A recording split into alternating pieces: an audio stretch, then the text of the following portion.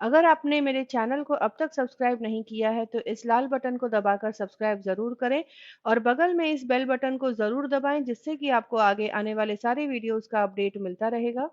आज मैं आप लोगों के लिए लेकर आई हूँ 10 मिनट में बन जाने वाला बहुत ही टेस्टी और हेल्दी नाश्ता। इसे आप झटपट घर पे बना सकते हैं। तो चलिए इसे बनाना शुरू करते हैं। यहाँ पर मैंने 200 ग्राम सोयाबीन बड़ी होती है, उसके ग्रैन्यूल्स इस तरह से मार्केट में मिलते हैं, इसे ले लिया है। इसे मैं खौलते पानी में 2 से 3 मिनट के लिए पका लूँगी। इस तरह से सोया ग्रैन्यूल्स अगर आपके पास नहीं है, सोया चंक्स है घर में, तो उसे पकाकर ठंडा करके फिर ब्लेंडर में पीस लें तो इस तरह से आपके ग्रैन्यूल्स तैयार हो जाएंगे। ये देखिए सोया ग्रैन्यूल्स पक चुके हैं। तो अब इनको मैं छान कर ठंडा करके फिर जितना हो सके उसका पानी निचोड़कर मिक्सिंग बोल में ट्रांसफ़र कर लूँगी। इसे ठंडा करने के लिए छान कर ठंडे पानी से आप धो लेंगे तो ये जल्दी ठंडा हो जाएगा। और फिर पानी निचोड़कर इसे मिक्सिंग बोल में मैं इस तरह से ले लूँगी। और फिर यहाँ पर ले लिया है 2 बड़े प्याज बारीक काट कर, इसे डाल देना है। बारीक कटा हुआ हरा धनिया, हरी मिर्च बारीक कटी हुई।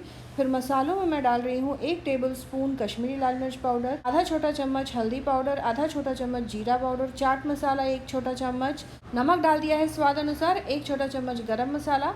अब यहाँ पर बाइंडिंग के लिए ले लिया है मैंने 4 टेबलस्पून मैदा, 2 टेबलस्पून राइस फ्लावर और 2 टेबलस्पून कॉर्नफ्लावर। इनसे अच्छी सी बाइंडिंग भी आएगी। साथ ही साथ हमारे जो पकौड़े बनेंगे बहुत ही क्रिस्पी और टेस्टी बनेंगे।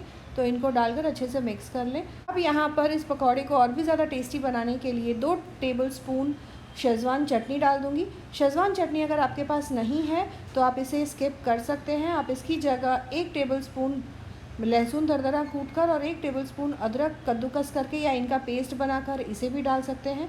अब मैं सारी चीज़ें अच्छे से मिक्स कर लूँगी। ध्यान रखें कि इस मिक्सचर में बाइंडिंग आना बहुत ज़रूरी है, तो ज़रूरत पड़ने पर आप थोड़ा मैदा और बढ़ाकर डाल सकते हैं।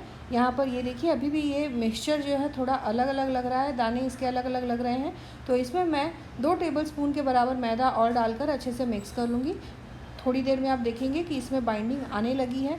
ज़रूरत से ज़्यादा भी मैदा ना डालें, नहीं तो फिर ये अंदर से काफ़ी हार्ड हो जाएंगे।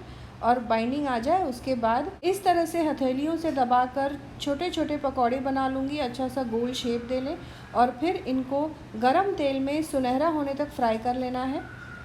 तो इस तरह से गोल गोल पकौड़े बनाकर तैयार कर लें। इनको तलने के लिए तेल को अच्छी तरीके से गर्म कर लें, फिर आंच को मीडियम फ्लेम पे रख के पकौड़ों को तेल में डालना है और अच्छी तरीके से सुनहरा हो जाए, अच्छे से पक जाए, फिर इनको आप तेल में से निकाल लें। पकौड़े एक बार डाल लें, उसके बाद आप आंच को तेज़ कर सकते हैं और तेज़ आंच पर इनको पका लेना है। तो यहाँ पर टेस्टी गर्मा गर्म पकौड़े बनकर तैयार हो गए हैं। आप इनको टोमेटो सॉस के साथ, शेज़वान चटनी के साथ, हरी चटनी के साथ, किसी के साथ भी सर्व करें।